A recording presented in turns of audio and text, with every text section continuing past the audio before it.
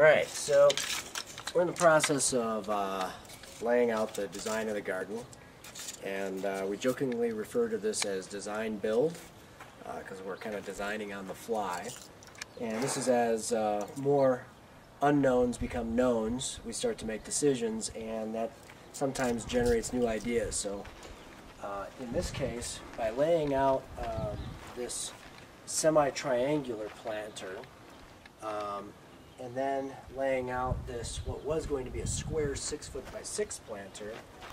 we noticed that there was going to be a disparity between the path over here, and it was going to just kind of look a little bit weird. So we wondered about, well, what if we met up with this post here and just came out and had the same dimension, and by doing so, the path here would, get a little bit wider because of the apex of this area, which is okay. It's nice to have a good space like this, but by making this a rectangle, the next level that we're planning on putting in, is going to be a square, and it has to be a square because we don't want to do weird angles, but it won't fit precisely inside. So we thought, well, what if we moved it, and I originally said the center, and Tim came up with the idea to just go all the way to the back here. Well, and then as we allow that idea to go forward, we now create kind of like a center point here, because we're going to have a third level that's going to be another box inside it, and then a post coming out of it, and that's going to create kind of a central focal point of the garden being right here. And so what we were talking about is the angularity of this garden, and the fact that you have the pathway creating kind of a straight edge parallel with the garage, but we're going to have this other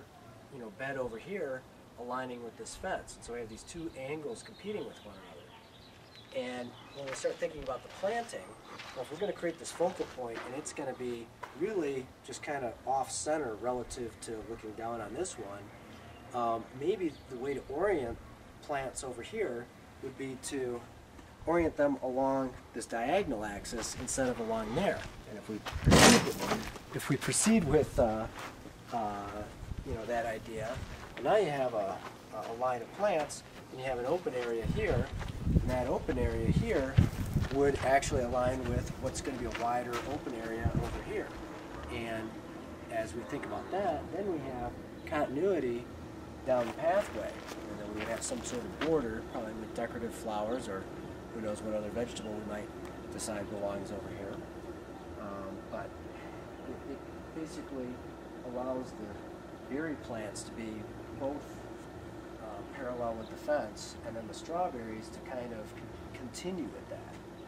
So kind of liking that idea, and laying out the boxes based upon that. And all we're doing right now is just putting stakes in to get a general idea, because then we have to go forward with putting the irrigation in. So we want to make sure we get the irrigation into the box that we're aiming for.